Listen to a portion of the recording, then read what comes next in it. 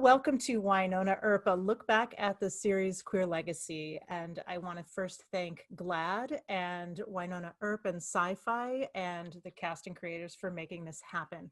I'm Tracy Gilchrist. I'm the editor-in-chief of The Advocate. And I'd like to introduce our panel, although I'm fairly certain that not much introduction is needed. First, let us go to our formidable creator, executive producer, and showrunner of Wynonna Earp, Emily Andras. Oh, thanks, Tracy. Thanks for having us. Yeah. And then, of course, we have Dominique Provost-Chalkley, who plays Waverly Earp on the series. Hello. With a really lovely new haircut, by the way. Thank you very much. And then, of course, we have Katherine Barrell, who plays Sheriff Nicole Haught. And also with us from GLAAD, as this is in conjunction with GLAAD, we have Megan Townsend, who is the director of entertainment research and analysis. So thank you for being here, Megan. Yes, thank you everybody for joining. I'm excited to have a discussion. Thanks for having us.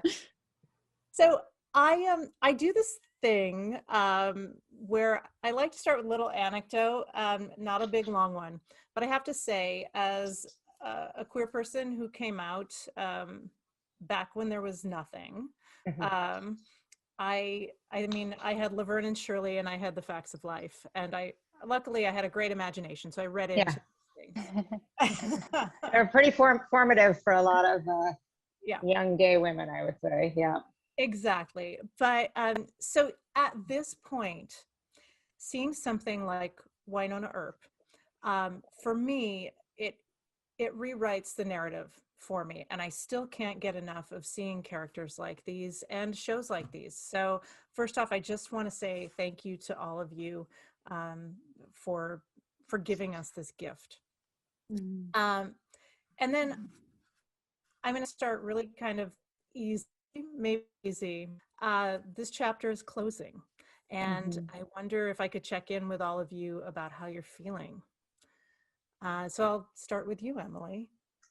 How am I feeling? I'm feeling conflicted. I'm feeling wistful. But more than anything, I'm genuinely feeling grateful. I feel grateful to have been able to put these stories on television, to have worked with these two extraordinary women who gave it their all and just imbued these characters in this relationship with life and generosity and warmth in a way that kind of, you know, was above my wildest dreams. And I'm just so thankful as well that people have understood what we're trying to do with the show and really fallen in love with it and followed us on our journey. So complicated for sure, but I think it's really important to live in the present and just feel happy, just feel grateful that we're here. Well said. Thank you. And you know, Dom, you're on my Zoom right now, so I'm going to throw that to you and ask you how you're feeling. Yeah, I mean, how am I feeling? Much like Emily, I think really, you know, it's a conflicting, any ending is a conflicting feeling, because I quite like to rather reframe it, instead of being sad it's over, being happy it happened, you know, like being grateful and happy that we were able to go on this amazing journey. And I think I mean, Kat and I spoke about this a lot towards the end when we were, you know, filming that beautiful last episode, and it really couldn't have been a better way to tie up, whether it is forever, whether we do get to go back and do it again, whether we do a movie in 5 years time where we're all, you know, like who knows what the future of Wynonna Earp is. But I'm a real believer that from the moment this show started and we all got put together, that there was some divine alignment that happened, and this show has had a life of its own that is almost written in the stars. And so surrendering to that, and trusting that if it is supposed to continue, it will, in whatever form, and really just being deeply grateful to the universe for putting us together to be able to share this magic moment that we all got to experience. Yeah. Great. Beautifully said. And how about you, Kat?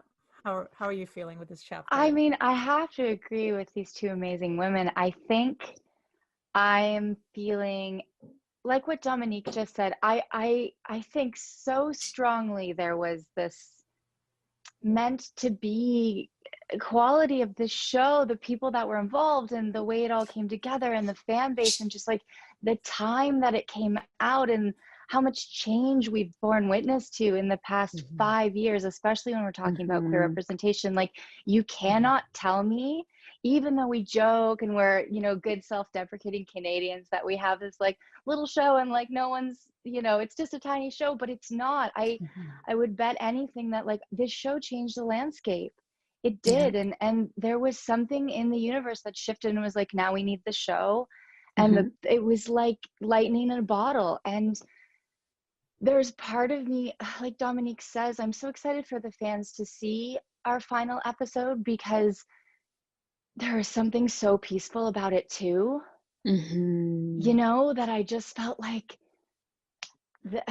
I mean, I couldn't have thought of a better, it felt so perfect. And I'm so grateful for that. And I am, and I've gotten over I know we've had more time too than our audience. Like, we've read the scripts, we've played it out, we've had months of digesting. And I'm very cognizant of the fact that it's very difficult to witness but I don't know, there's something in my gut that feels like there's some incarnation that will live on in some way. I don't know what it is, but I feel like when things are there's a chapter that's closed and that's open, but you have to, like Dominique said, honor where you are and celebrate where you are and look back with fondness, because that's all we can do. And like, what a gift.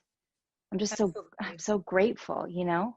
Yeah, it's a gift to everyone. So yeah, thank you for that. And you know, Megan, Kat just mentioned that this series changed the landscape, and that is something that you look at and monitor at GLAAD. So I want to kind of go back and ask, Megan, do you recall when you first saw Wynonna Earp and what sort of impact it had on you, and what did you think about it at the time in terms of queer representation and what it did for changing the landscape? Yeah, absolutely. At that time. Yeah, I kind of got in with the show very early on. It was very much in my kind of obviously, you know, crossed over with my work, but as like a kind of nerd who loves sci-fi stuff, it was very much like, oh, this was going to be, you know, my brand anyway. This was going to be something that I loved. And then it had this queer angle, and I saw like Autostraddle and all of these other sites covering it. And I was just like, okay, now I got to know what's going on. And from like watching the first season, I think I came in maybe towards the end of it, and I like binged it all in like the course of 3 or 4 days, and was just like, I love this. And then it just happened to be that I was going to Comic-Con that year for work, and I was able to somehow work my way in with somebody from IDW to you know, go to the first panel and to see the fans. And I think it's just been from there, you know, such like a great kind of relationship for me, but for GLAAD with the show and everything that we've kind of been able to do with the Earpers and their supportive Spirit Day every year, and you know, Emily writing a role into the show. Like, all of those things have been amazing, and I think really speak to sort of Emily and how you all, I think, really realize that the kind of like what Kat was saying about how much this matters to queer women in particular, and speaking as a bi woman, to bi women in particular. I remember when season 1 came out and you all kind of like made the choice to step forward and say, like, we know what's going on in other shows right now. We promise she doesn't die. Like, and spoiling your own kind of moment to say, you know, we understand and we have you. And I think that has been kind of the honor between the show and the fans in a way that has been so different from anything that we've seen. I think in terms of the landscape, especially, you know, I've been at GLAAD for 9 years now, and I've done many reports on inclusion in film and TV. And from when I started in 2012 to where we are now has just been such a huge change, alongside all these kind of societal changes that we're seeing. And I think one area that has not changed as quickly has been bi representation. You know, we make up the majority of the community, but we're still like, it was only 29% of LGBTQ characters this year. But I think that Waverly has always sort of been one of my fave bi characters since we started, because it's been such a great example of a bi character whose identity is out there and clear and talked about and part of her life and how she views things, but her story goes beyond just that moment. And so I think in terms of just saying that, like, this has changed the landscape, like, it's absolutely true. And I hope that, you know, in the coming like year, whether it be more of Wynonna, which of course, fingers crossed, or whether it be, you know, other shows that are getting greenlit, that we see, you know, creators sort of learning from that legacy, that there are stories and opportunities in our community, but also that we are a powerful group to have the support and love of. So if you write amazing stories about us and for us, we will show up for your show and for your conventions, and we will follow you and love you forever, which I've all seen. Yeah. Yeah. Great. Well, thank Well you for that. said. Thank you, Megan. Emily, I wonder if you would take us back a little bit. How was it that you came up with the unbelievable, I mean, you know, the idea is one thing, but also you gave us this very egalitarian, very queer show, very feminist show. And I have to say, as a Libra, one of the things I love about the show is the balance of power in all of the relationships. I mean, Wynonna and Doc, you would think that would not be what it is, but I wonder if you could talk a little bit about having the impetus for this. I know you had Lost Girl before, but I mean, this is just, anyway, that's my question. So. Sure. Yeah. No, thank you, Tracy. I mean, I feel like you touched on it earlier inadvertently. I feel like I've always been a huge lover of television and storytelling, but I feel like I've been waiting to see myself on television for a really long time. And also other people I knew who were incredible, passionate women in particular, people in the LGBTQ community who maybe wanted to see their Han Solo or their John Wayne or what have you. So I've always been really interested in the notion of taking fairly like traditional sort of genre worlds, I guess you could say it, and populating them with the people, making the people who are usually on the margins the heroes. You know what I mean? Like whether they be people of color or people who are gay or people who identify as a woman. I think honestly, like, where are all those stories in history? And that's just such an interesting way, I feel, to freshen up a story we've heard a million times before. So yeah, I was pretty determined. A lot of making a show and show running is compromise all the time, but I feel like knowing that we were going to have all these powerful women and this powerful queer relationship was kind of non-negotiable for me from the start. So it was easy to fight for, if that makes sense. It was just not going to be something that was going to be compromised at any time. Yeah, it's just been such a blessing. I think I'm only interested now in telling stories about people who maybe don't see themselves on television and particularly in the queer community. I think just there's such an audience for it, and I think of all the young people it could help and save, but also like people who maybe aren't even in the community, just to see these kind of complicated, human, warm, fun, heroic kind of portrayals of people who identify as queer is going to help change the world. And again, I don't want to put too fine a point on it, but like I really think that that can change hearts and minds, even in some ways faster than legislation or what have you, just because I think if you take away the fear and take away the othering of people and just showcase people as they really are, it makes people more open-minded.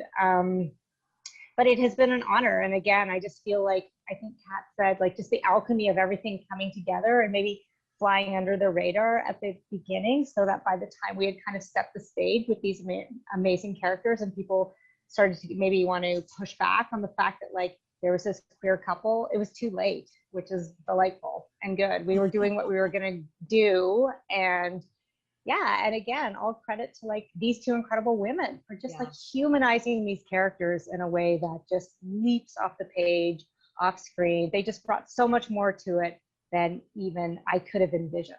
So it was a team effort for sure. Very much so. Well, I wanted to just note something that I noticed in this season. I watched so many clips yesterday to kind of get reminded, and something that stuck with me a few times is the "Where You Go, I Go," which is Ruth and Naomi. And you know, as I said, coming out when I did, that was also in Fried Green Tomatoes, which was de-gayed. And so you very much handed back this narrative to me by doing that and focusing on that line. So that's just a thank you. Oh, you're welcome. Thanks for getting that. That's great. Thank you. Yeah. I wonder, I'm, it's my job, but I wonder, Dom and Kat, I'll actually go to you, Kat. Would you please share with us your memories now of the first time you saw the script, or you were approached with this idea, or you knew who Nicole Haught was going to be? I went on a journey of auditioning for this show, auditioning for Wynonna and then Waverly and then Nicole. And I think for me, we were like, there's something about that girl. There's something about her. Keeps coming back. We gotta find the right fit. Yeah. But I think for me, like, I remember getting more and more information with every audition on what the show was. And I knew it was super unique, and I knew it was incredibly special and unlike anything I had ever come across so far in my career. But I was kind of earlier in my career shoved into this very like ingenue box, especially at theater school. They were like, you will play this person and this is who you will be. And so I remember when I got the role of Nicole, I was like, she's too strong for me. I've been told for 5 years now that I'll never be able to play this like strong, empowered, badass professional.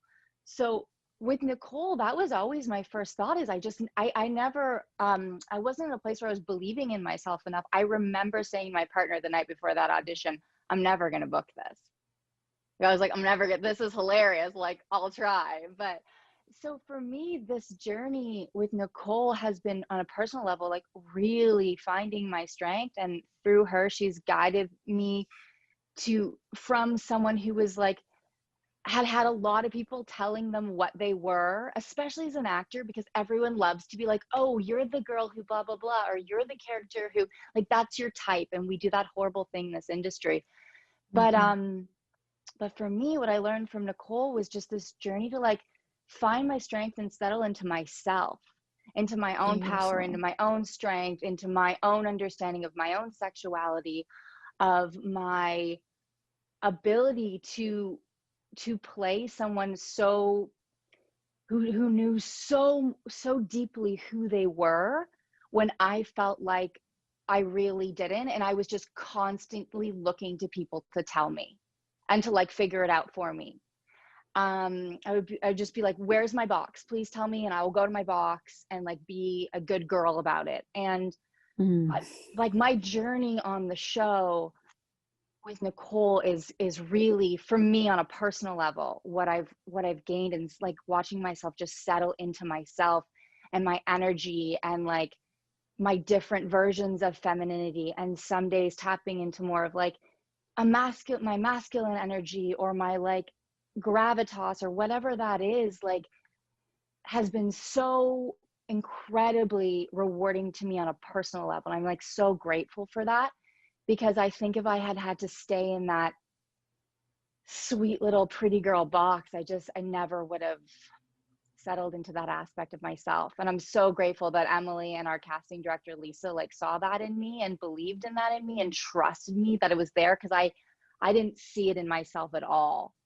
So I'm just like so incredibly grateful. Just get chills hearing you talk about it though. Like I honestly, I'm like, Kat, I'm not just saying this. I actually think you are such a strong person. Like you are such a strong person. You're very honest, and like you're so honest about like your mistakes and your flaws and your strengths. But I feel like, and I would say I think the rest of the cast sees you as that. Like I don't want to speak for anyone, but I think like you really are such a like stand up person. It makes me emotional, but I also just think there's some, and I'm sorry, I don't want to interrupt Dom. There's just been something really interesting though about like, there was something so beautiful about casting all these women and watching them grow into the job on screen. Like I think Haught and Wynonna and Waverly, they don't all know themselves that well when they start.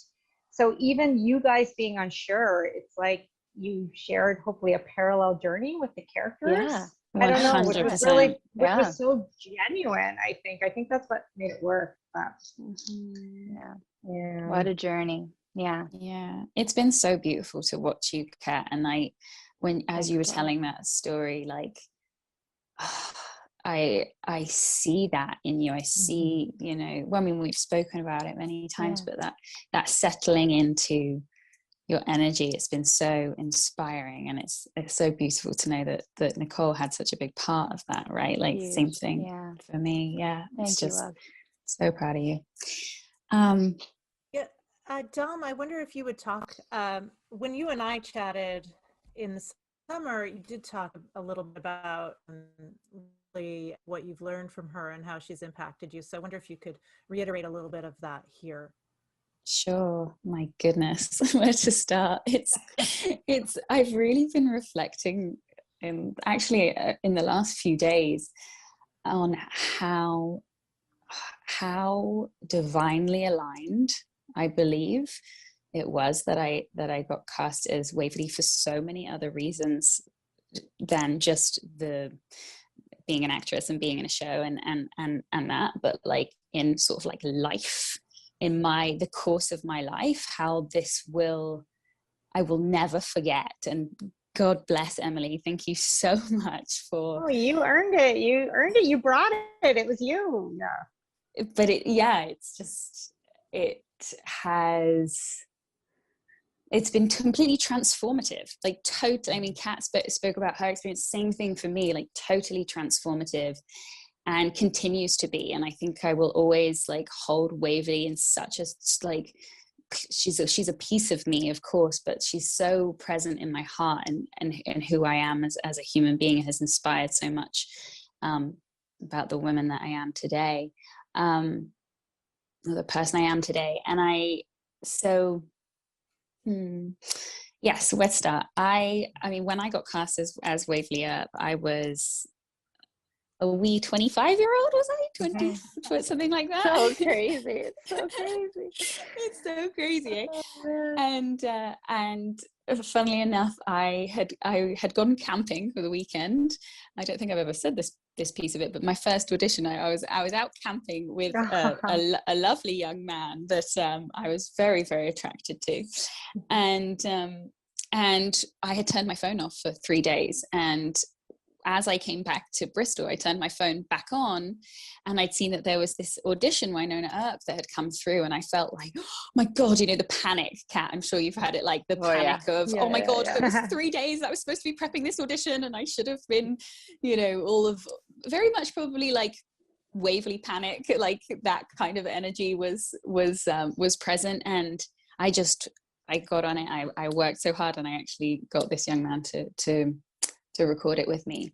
And there was something about that audition that just felt really good. It felt so fun and like quite freeing is probably the way I describe it. It just felt like playful and free. And of course, I'm in the UK, never thought anything of it, because the amount of auditions that we send out into the abyss, as Kat says. Yeah. That you just never expect it to come back. And especially like when I think about, I was in England, and just no way in a million years would I have thought that it would have worked out. And then I think I got a recall, and then it just so happened that I was in Montreal, having had quite an experience with another job where I had been cast and was supposed to be going to India, and at last minute they cancelled it, and I was in a really bad way of feeling just feeling really low about the industry, about my place in the industry, about was this really for me, all of this heartbreak and this real like putting so much hope into something, and it constantly being just like not quite working out. And I was in Montreal with my mum, so she told me to fly over to Montreal. She said, "Don't worry, we'll work it out. Just come on over here. You need to be around your family right now." And just by chance, I was in Montreal, and then it was very like poetic and picturesque in many ways, because I was in the park with my mum, and I'd finally like really let my mum see me in my pain, in the pain I was feeling, and I cried my eyes out. I fell asleep under a tree, and about 10 minutes later I got a phone call from my manager saying, "Hey, Dominique, you know that show Wynonna Earp?" I was like, "Yes." Yes. She was like, "So are you in Montreal?" I was like, "Yes." She was like, "So they're wondering if you want to come to Toronto to meet Emily, the showrunner, and Melanie Scrofano." And I was like, okay. And so me and my mum like went home and did the whole like working out to see how much the tickets were going to be and how I could change my flight to go back to the UK. And it was the greatest decision I ever made. I took a train to Toronto. I spent one day there. It was a blue moon that day, and it was this unbelievably perfect day from start to finish, from walking into that audition room and meeting you both and just feeling this sense of, oh, who are these women? Where have these women been in my life? Like, oh my goodness, this is the kind of energy that I need to be around. Like, this feels so powerful. And of course, like, oh, like, not like just so many nerves and so much kind of like having no idea what will happen. And then I spent the most beautiful day in Toronto and just wandered the streets of Toronto feeling like, I can't believe I'm here. I can't believe how lucky I am. I'm just feeling deep gratitude. And then at the end of the day, I got a phone call from my manager saying, "Do you want to go to Calgary for 5 months?" And I was like, yes. Like, it was so, oh my goodness, so nourishing and such the most, biggest blessing. And then of course, since then, it's been a big journey of self-discovery. Dom, now that we have you back, you were speaking about your journey, and you were getting to the place where you were talking about what Waverly has, how she's impacted you. And I wonder if you could just kind of continue to expound on that. Absolutely. Yeah, of course. Well, as we know, I have largely down to Waverly, really, and Emily for writing this character and allowing me to play her.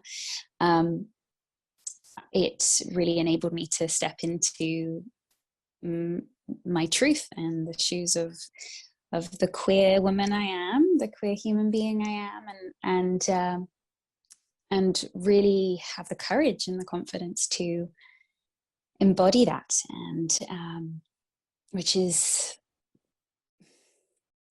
really hard to put into words. Like, you know, the gift that is, the liberating gift that Emily did, and that Emily gave me, and you know, it continues to be quite the journey. It's not by any means over. I'm learning that, you know, it's now been a year since I came out, and there are still all the layers of shame that I'm working through, that we all probably relate to on some level. And yet I don't think I would have got to where I am now at this point in my life had it not been for Waverly, for Waverly and Nicole's beautiful relationship that I got to experience. Like, I got to live it. Like, I did a dress rehearsal. You know what I mean? Yeah. I got to live it through Waverly, and then meeting the fans of the TV show and being kind of immersed into queer culture that I had never been a part of before, was so eye-opening. And I mean, I've said this before, but meeting the fans and having people come up to my table and, you know, share these unbelievably inspiring stories about how, because of Waverly, or they would say, because of you, I've had the courage to come out to my parents. And I would just be kind of sat there with so many feelings and so much going on inside me, because I just wanted to say, because of you. But yeah, it was such a mutual exchange, and it's such a humongous part of my learning and my growth. And it's all down to Waverly. Like, it's literally everything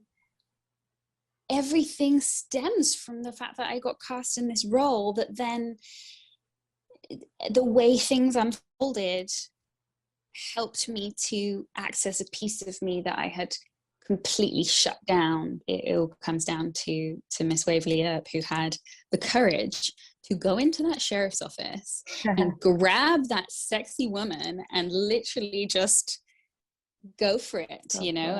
And it's I actually thought so I actually thought about her the other day. My mum, I went on a date, and I have a lot of the same feelings that Waverly has. Like, it's like exercising a muscle of like a 15-year-old boy is how I feel sometimes. And my mum was on the phone with me, and she's like, just do what Waverly did. Oh my God.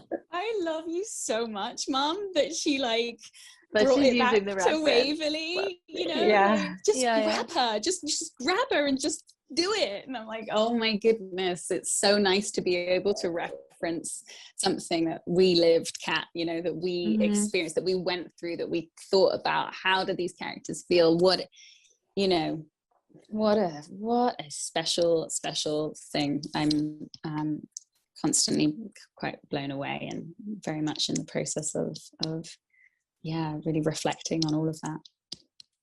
I think too, just as an outside fan, I think it's interesting how you both kind of touched on kind of strength and hope and all these energies, because I think that one way that the show really stood out to me, and especially with Waverly, and I think this is very much a product of, you know, the kind of time when it came out, is so much, I think, of Waverly's kind of strength is about sort of the strength of being gentle and of loving and caring for all of these people, you know, around her, and still like kicking ass when she needs to, but like all with this sort of love and sort of open-heartedness for the world at the center of it. And I think especially in the last 5 years, it's very easy to be kind of cynical and shut yourself out to a lot of those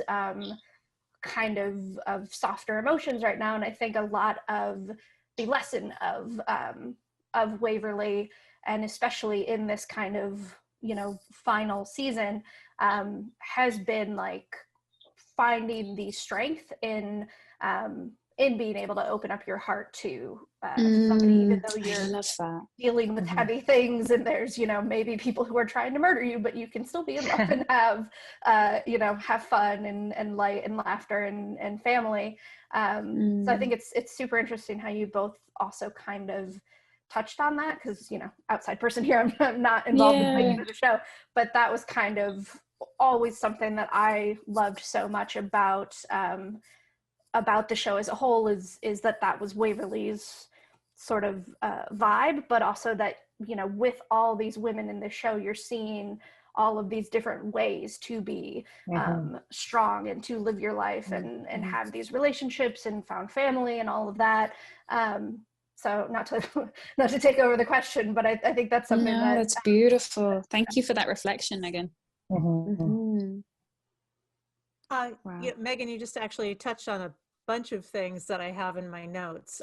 So I'm going to, I really want to take a moment. The series is so meta in the fact that it's about found family. The characters are found family. The fans are found family. And I imagine that the cast and crew are found family as well. So there's that piece of it. I'm going to get to that question in a moment. We have to, I think, really honor the sisterhood that is in this, the literal sisterhood with Wynonna. And then obviously Nicole and Wynonna become best friends. And so I really think we have to give a shout out to Melanie Scrofano, who just, what an anchor for this show. And I'm going to go to you, Kat, because some of my favorite scenes are between Wynonna and Nicole. And when I spoke to you over the summer, I mentioned that scene where she says to you, or to Nicole, "You be the Scot." I'll be Tessa. Yeah, so good. So good. That was a Melanie Scrofano original. An improv. Unbelievable. So I wonder if you would each say a few words about working with this really amazing anchor of the show. And I'll ask you first, Kat. I think anchor is the perfect word to use. I think Melanie, being a #1 in Caring show is it's such an incredibly difficult job. Not only are you working and pulling like the hardest hours, but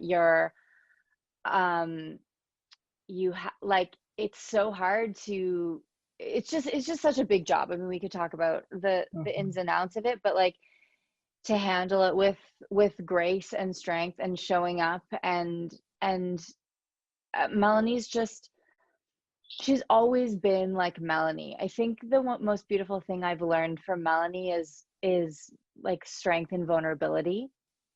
Melanie's someone who I would say is I have seen her at beautifully vulnerable moments, but it was never I've never ever felt there was a weakness there at all. Like it never came out of a surrender or giving up or not wanting to participate, or there was just such that's what I think of when I think of Melanie, is how much of a lesson I learned from not only her as like a colleague and an actor, and learning how beautiful those moments are to witness on screen, but watching her handle such a Herculean task of leading a show, and like the press and doing the media and having to be the face of this like enterprise, is such a big thing to have on your shoulders. And I think the balance of it was just so beautifully handled by her.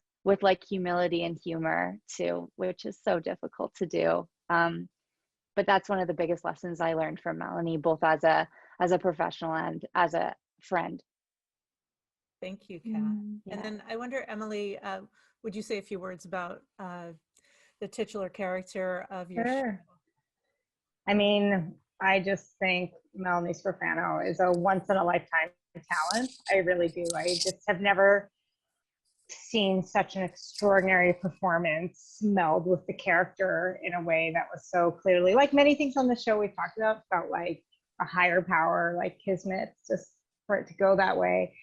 Yeah, I think Kat said it so beautifully. Mel she feels so much. She feels so much. She's so generous, but she's so honest with her emotions. And when things are hard, she's honest about it. And when things are joyful, she laughs louder than anyone. And I think that's what makes her so human and makes Wynonna so human. I could cry talking about her. I honestly think that she is such an interesting woman and such an extraordinary actress. And the other thing is, as Kat said, when you're the number one, you set the whole tone of the production. If you are late, it gives people other permission to be late. If you don't know your lines, it lets other people think, well, I don't really have to be prepared. And I mean, over and over and over again, Melanie was prepared. She was welcoming. She was open. She worked harder than anyone, but she was still herself in all the things and all the ways that mattered. And she was really the sun that I think everyone else revolved around. And, you know, we have such an extraordinary cast, but I would say that Melanie's gift elevated everybody. I hope that's okay to say, you know, that 100%. just that her craft, however she came at it, was so kind of raw and full of emotion that, like, I think all my favorite scenes almost are you guys with Melanie, because there's just something so like free and liberating. And like, so I would say she elevated everything both on screen and off screen. I think she deserves all the accolades in the world. There just wouldn't be Wynonna Earp without her. No, I agree. 100%. And 100%. Dom, would you say a few words about your on-screen sister, please? You both just said, you know, everything that was on my heart. Melanie has taught me that it's okay to cry, and that it's actually beautiful. And yeah, like you say, she's such this deep well of feeling. And I think that by just by being herself so authentically and honestly, it gives other people permission to feel and to embrace that, you know, and embrace the beauty of humanity, of the human experience with all of its ups and downs and twists and turns. And she's just she's the most amazing actress. I you know, I agree with Em. I think she lifts us all up by her craft and her presence and the way that she connects in the scene. Like the scenes, I think, like the Waverly and Wynonna stuff, I'm always like just so blown away when I watch the work that she does, like in real time when she's in front of me. I'm just like, there have been many moments where I'm like, Dominique, stay present, because the Dominique in me is just like, have you seen this? Like, have you seen what's happening in front of you right now? Like, this is magic, and not everyone gets to witness that in life. So I feel very honored as an artist to be able to have experienced that. But yeah, beyond that, just as a human being, I think Melanie's had such a huge impact on me, and I really do see her as a sister. Like, you know, that is something that I think I will always have now. And again, another gift, because I don't have any siblings, and there is this real sort of you know, if ever you need me, like call me kind of energy that we have.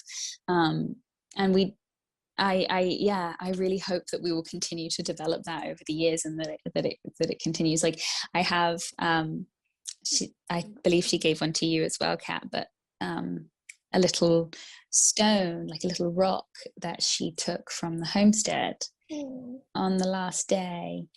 And she drew a little red heart with Wynonna Earp's nail polish on the stone from the homestead.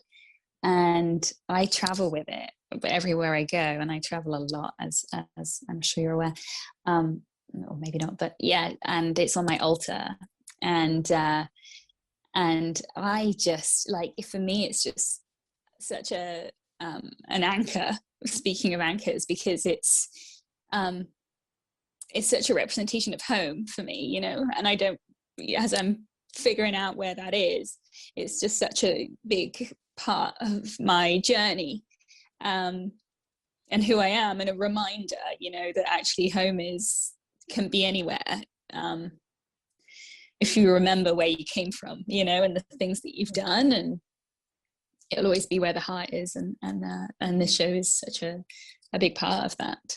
It can be a person. It can be a person, you know. Yeah, exactly. Yeah, and it's so it's just a really nice reminder of that. And she's again, it's just, that just shows you, like, she's such a thoughtful being, and it's such an inspiration, really. Thank you for sharing that, Dom. You know, Megan, you mentioned found family, and this is such an integral piece of queer people's lives. It's a piece of this show, the idea of home that is woven into the series. And as Emily says, of, you know, home can be a person. So Megan, I wonder if you could just kind of talk about briefly the importance of found family in queer people's lives, from, you know, what you've discovered at your work through following queer visibility on television and in film. Yeah, absolutely. I think that, you know, we're starting to kind of finally see a lot more shows that have more than, you know, just the one queer character. I know when I was kind of growing up and looking for LGBTQ stories, it was very much, you know, here's a whole straight show, and here's one sort of queer person who's kind of off to the side and a little bit involved, but, you know, on alternating weeks kind of thing. And in, you know, recent years, like, we've had things like, you know, like Wynonna Earp and Good Trouble on Freeform, and the Tales of the City reboot on Netflix, and the L Word Generation Q reboot, and all of these things that are, and Pose, the biggest kind of, you know, fun family show, that are telling that story in a way that we haven't really gotten to see before. And especially when you look at a lot of these shows are also centering parts of the community who have not been seen as much, and what have been their experiences. You know, it's not, I think, a surprise to anybody to say that a lot of the history of LGBTQ representation has been white, and it's been gay men, and we're starting to see, you know, shifts in that. I hope that, you know, this year was, when you look at kind of the past few years of our TV reports, like every year, it's a much more positive report than our film report, because we usually have sort of all these new record highs to say every year. And, you know, this most recent one was the first year in, I think, like 5 or 6 years that there was a drop in the overall numbers. I think really? Part of that, obviously, due to COVID, and, you know, things that are being delayed, or things that are not, you know, new things that aren't being greenlit yet. But what we've kind of seen is not enough new things being greenlit yet. And since we put out the report, now that we know that that Pose is ending, and you know, Pose had the only HIV positive characters on all of broadcast cable and streaming that we counted, and Special is coming to an end on Netflix. There is a whole lot more room to continue telling those found family stories and stories of queer friendships and queer romance and all of the ways that that we live, you know, our lives, and especially to center the people that we haven't seen enough of historically. So putting trans people at the center of the story, putting people living with HIV at the center of the story, people with disabilities. I think Special has been amazing for that, and I think that is, you know, because that was him writing from his own point of view and his own story. So I think it's something that we're starting to see more of, but something that I think there's definitely still room to grow in. And I hope with some of these shows that are coming to an end this year, that, you know, networks and streaming companies and all these executives who have money and power and a platform to greenlight anything are paying attention to the fans that are out there, the media who are, you know, covering all of these shows, to, you know, really see that there is an opportunity to you know, reach an audience that you may not be reaching, but also to tell stories that are new and interesting and groundbreaking and aren't being told anywhere else. Like, there's still a lot to dig into, and especially, you know, at this time when here in the US, like, we're looking at a whole lot of anti-trans bills popping up in various states. I think, like Emily said, there's a huge amount of story and life and authenticity to dig into to help people learn who trans people are, because it's, you know, less than 20% of Americans actually know a trans person. So anything that they know is what they see on TV or in the media. And if that's all not being done well, or if it's not there at all, then that leads to more of these bills and more of these awful consequences. So I think that I've gotten a little bit off of found families, but I think that it's sort of one of a variety of stories that we need more of to see. And I think, Megan, you touched on something that I've been thinking a lot on, talking to a lot of people in some of my other work. I think one of the most important things for me, as I hope to continue advocating for more queer stories in the media moving forward, is this gap that I feel between, like, those that percentage that you gave of people who are like, well, I don't have queer people in my life. I don't, you know, like, we've talked about this, we need these stories that are crossing those boundaries. I think it's so important that we can't have a, like, we hang out here. For me, I'm really, really, really, really passionate about finding where those intersect, because I desperately feel that, like, on a legislative level, that is where we can create so much lasting change. And those are the conversations that are really difficult to have, because we have arenas where there are really complex debates and feelings and histories, and can be very scary places for queer people. And I think I'm so excited to have more of those conversations. They're incredibly difficult to have, but I think they are, like, vital to expand the safe space and where we find those safe spaces. I hope that makes sense. And I think I'm so glad that you touched on that, because I think there's a huge battleground there that I hope we can continue to have those conversations in, because I think they're crucial. Absolutely. Yeah. Yeah, thank you for that, Megan, and also Kat Yeah. for weighing in there, because yeah, I'm absolutely a firm believer in storytelling as a salve, as a way to move the conversation in a new direction. I feel it's as important as anything else. I mean, the arts, that's what they do, right? Yeah. But I'm not saying it's easy. It's like, it's Right. incredibly difficult. And I think we just need to all band together and be sharing our resources and continue conversations and talking to each other. And the importance of, like, as storytellers, seeking out, if you feel you don't have an experience, seeking out the person who does and just learning from them and being like, let's just talk. Like, what does that feel like for you? I think is one of the most important conversations we need to continue to be making sure we're having. And that goes across, like, sexuality, race, like, I mean, you name it. It's like, I see you, let's talk, like, tell me your story. Yeah.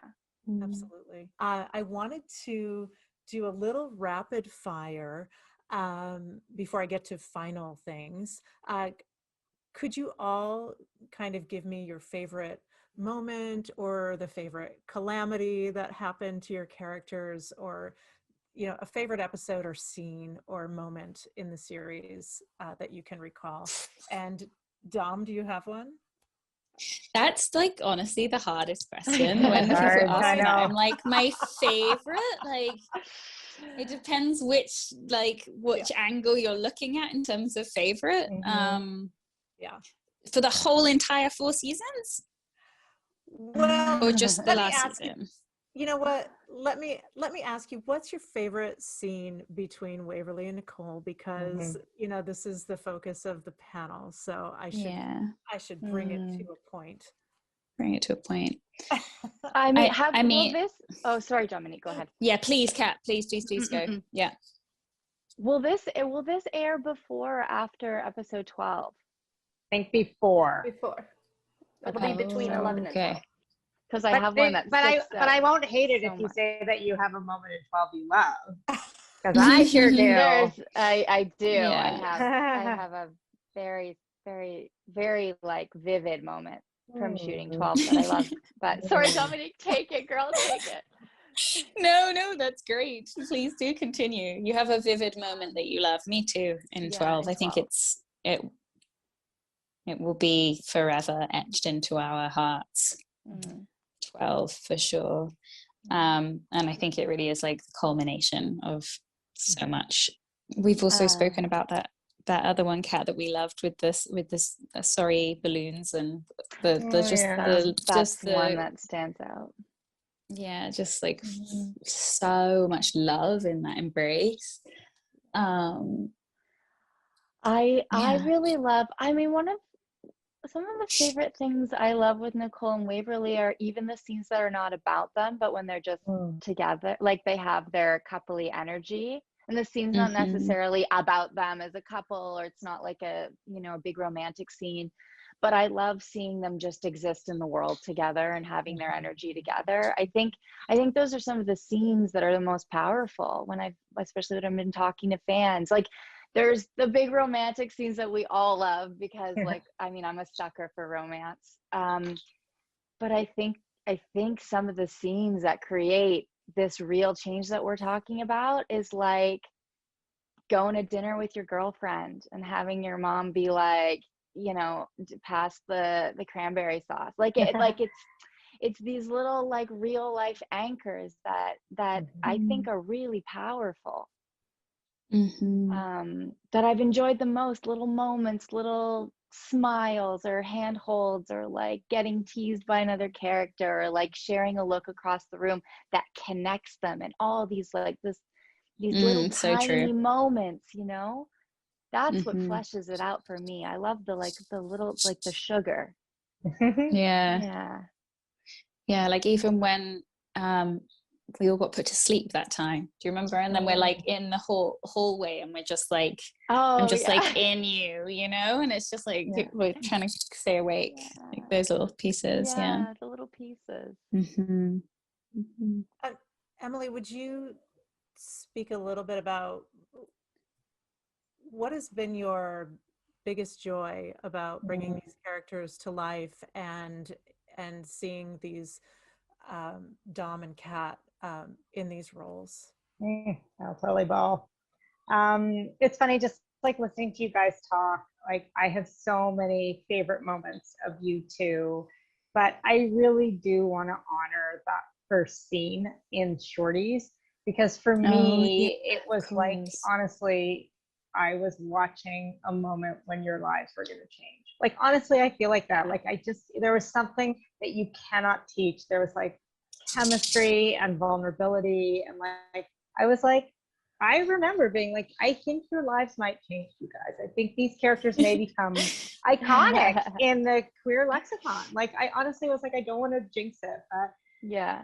I think my journey has just been like, I just have loved watching them grow as performers too, just their strength and their bravery and their courage. And look, the show is nuts, you know, the show is crazy. And I just think their dedication from day one to kind of like going for it and knowing that emotionally it was going to be grounded enough and romantic enough and real enough that they could go there, that Waverly could get her hand chopped off, and you know, Kat this year was throwing up frogs and we made her be naked in the freezing cold. Like, I just like, I think that these two women have really come into their own, and also just like as friends off screen, like it makes me emotional. But like, I do hope you two have taken good stuff away from the show. I'm sure it's been incredibly intense, to be honest. It's been, I'm sure it's a crazy journey, you know, from nothing to something to everything to now we're going to maybe do it without Earp for a little while. But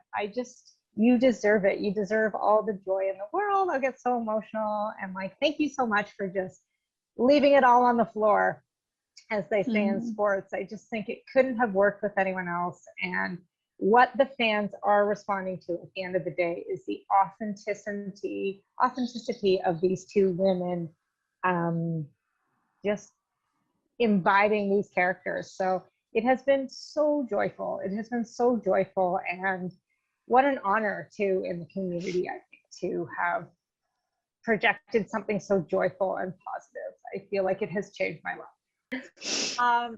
I know that we need to wrap. So I wonder if we could, I'll just give you some space to have some parting words. You know, if you want to talk about the fans or the legacy or a possible movie or, you know, anything else.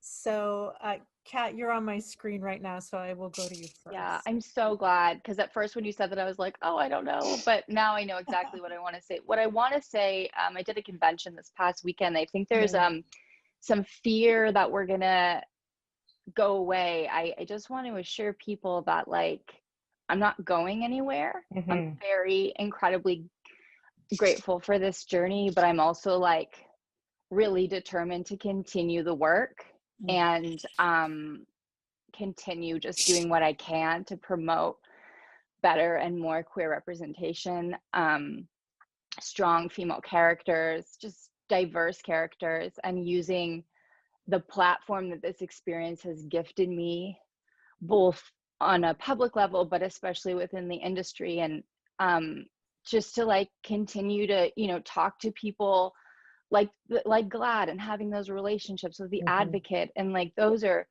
tools that I would like to promise the fans that like I am doing everything I can behind the scenes to like continue the work that I feel on some level was like beautifully given to me as maybe a task that I can contribute in some way. And yeah, I just want to assure people that like I'm not going away, and I'm gonna continue using the tools that I've been given, the stories that I've heard, the beautiful people that I've met, to continue trying to like push these stories forward to the absolute best of my ability. And I just want to assure people that like I don't plan on disappearing from having these conversations anytime soon. And I've sensed this like fear, and if my words can be of any reassurance, that like that's not the plan for myself, and I just want people to know that. So Dom, do you have any final parting thoughts for the moment? Yes, of course. I'm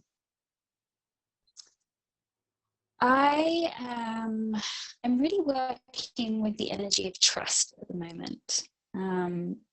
And I just, what's coming through right now is just this sense of trust that everything that we've experienced and everything that has unfolded, that I trust that it will continue. It will continue in some form. Like the energy that we've created, the connections we've made, the relationships that have been formed.